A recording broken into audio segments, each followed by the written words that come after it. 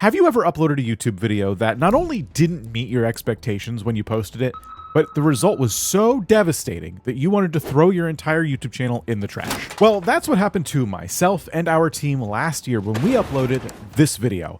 And by every measure, this was our worst performing video at the time. Now, I know for a lot of you watching this, 6,000 views in 24 hours would be awesome, but for us at almost 2 million subscribers at the time, this was a massive flop. Fast forward a year later though, and now the video looks a little bit like this. And that's what I'm here to talk about today. Why did it almost take a year for this video to get over 500,000 views? And why did it happen so suddenly? So after digging really deep and trying to figure out why this video blew up the way it did, I wanted to put together a short case study because I learned a lot. We're going to talk about everything from targeting the right audience, how the algorithm behaves, taking risks, and the power of overall just being patient on YouTube. Let's start with what made this Outdoor Boys video so different from the rest of the content we typically make, right? Because what you're watching right now is more in line with what we usually make, which are kind of like YouTube advice style videos. But this particular Outdoor Boys video was part of a larger strategy we were trying at the time, where we wanted to tell stories about how specific YouTube creators rose to prominence. We were trying all kinds of experiments like this at this particular time period. If you look at our channel's history, seeing these videos get really inconsistent results across our channel led us to basically pivot back to what we do best, which is talking about YouTuber growth. And so if we had a big channel that we were talking to, instead of asking them about their day-to-day lives, we would just focus on what advice they can give you as the viewer. At the end of the day, these story-driven videos represented a big risk for us because they were for a different audience, an audience that was more interested in maybe the culture behind YouTube rather than a viewer who was interested in growing their own channel. Now, if you look at our channel's most recent content, you will see that eventually we stopped testing this type of creator story-driven approach. And we've been kind of scared to change our titles and thumbnails in ways that don't align with what you're used to seeing as a vidIQ viewer. With that context out of the way, you can clearly see that these types of videos had a profound impact on how, for the better part of a year, we've approached content creation on the vidIQ channel. And now I can't even imagine the opportunities that we missed out on because after over 230 days, for whatever reason, our worst video blew up. Now, I don't want you to leave here today thinking that it was magic or something, and suddenly one day all of your underperforming videos will just blow up without any kind of catalyst behind the scenes. As it turns out, there was some sort of outside intervention, and we had nothing to do with it. The story here is pretty fascinating because, as I originally suspected, this was a good video. It told a good story. We gave it a nice thumbnail. We gave it a good title. It just kind of needed a push in the right direction to get to the audience it was actually intended for. So let's get technical. After a whole bunch of investigation, I believe that this video's success was based on a suggested traffic source. And when I dug around to see what videos were suggesting this video, I found this. This is a video from Luke Nichols that was posted over 12 years ago. Hello, I'm Luke Nichols.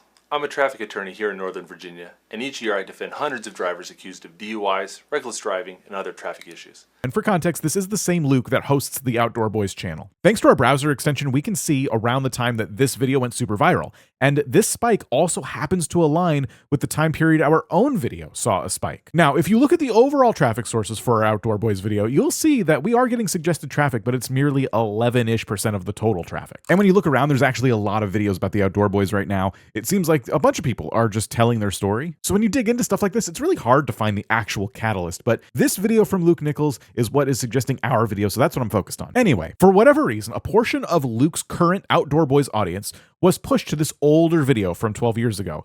And now today, that video is over 1 million views. I believe a portion of that audience who watched the 12-year-old video was actually suggested our video from over 200 days ago, and they clicked on it. Once that happened, YouTube had an easier time of figuring out who this video was actually for. Now the video had a larger sample size of suggested viewers, which eventually turned into views from the browse feed. And if you're new to YouTube, to oversimplify browse features, it's essentially the YouTube homepage. Anyway, with this theory, my original take of we made a video that wasn't for our current audience kind of holds up, right? Because our audience got recommended this video first, and many of them didn't click, which caused the YouTube algorithm to say, oh, all right, well, here's some other vidIQ videos, I guess. However, once this video was suggested to the correct new audience that we were originally targeting, everything changed. And that brings us to today, where now our video is being shown in browse features to all kinds of new viewers. Also, this is an aside and completely random, but as I was doing my research, I noticed something really weird that I've never seen before. On Luke's 12-year-old video, there's only one comment, and that one comment has tens of thousands of likes and 0 responses. Anyway, I thought I'd bring it up in case anyone knows why that would happen, because I've literally never seen this before. So back to my main point, the catalyst I mentioned earlier. It really took some sort of outside influence to get this video to find its correct audience. I want to be clear that we didn't use any paid tools to promote this video. This is a story of a video that was in the right place at the right time. And had we gone and just deleted the video because it didn't perform, we wouldn't have learned all these really cool things. Number one is that we've always had license to try different things on YouTube outside of our normal content buckets. And I would say we have 2 of those right now, YouTube growth and YouTube updates. 2 is that this new type of content bucket is allowed to exist on our channel alongside these 2 other content buckets without causing them any kind of harm. And number 3 is that hey, we really like making these types of videos where we talk to or about a larger channel. But we've been afraid of filling that particular content bucket with videos because of what our returning viewers might think. So this year, I want to embrace this 3rd content bucket that we've had all along. And naturally, my next question is, how far can we really take this as a YouTube channel? Could there be more content buckets sitting right in front of us that we can explore without feeling like we're going too far outside of what we would typically do on the vidIQ channel? A lot of creators would ask themselves, is there a point where I should just make a new channel? And I do have some thoughts on that, but I will just caveat all of this by saying this is just my opinion. I do think a lot of this is going to come down to personal preference and personal experiences. Using vidIQ as an example, basically, I think there is a lot more we can do besides just these 3 content buckets of YouTube growth, YouTube updates, and creator stories. In theory, we could cover all sorts of things like YouTube drama, which no thanks, or we could do tutorials about Photoshop or video editing software. But I certainly don't think this means we could do anything. I mean, it'd be really out of place for vidIQ to make videos about how to change a tire. At the end of the day, the real human people who subscribe to a YouTube channel have an expectation of what they're going to get video after video, and that's based on how they found you in the first place. Each person will discover vidIQ through one of our 3 content buckets. And for them, that will be the reason why they come to our channel time and time again. So it's in our best interest that the topics we cover on this channel are at least somewhat related to what that person first experienced when they found us. It gives them the best chance of at least taking a peek inside the other buckets to see the types of things that we're doing. Another way I like to think about this is, let's say you have 10,000 subscribers.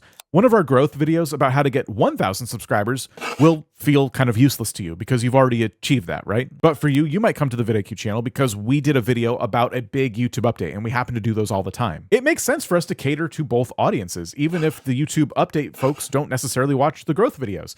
There is crossover though, and that's what's important. The other big takeaway I had from this entire experience is I was reminded of a lesson that I often forget. I think a lot of people do. And it's that you probably shouldn't focus on the negatives all the time. And on YouTube, it's really easy to do that. Also, I could have just focused and dwelled on the failure of that video and let that determine how I felt for days and weeks on end. It's awesome that this video did eventually find its legs and we've learned new lessons from it. But those lessons weren't available to us at the time. And so what we did is we got back on the horse and we kept making content.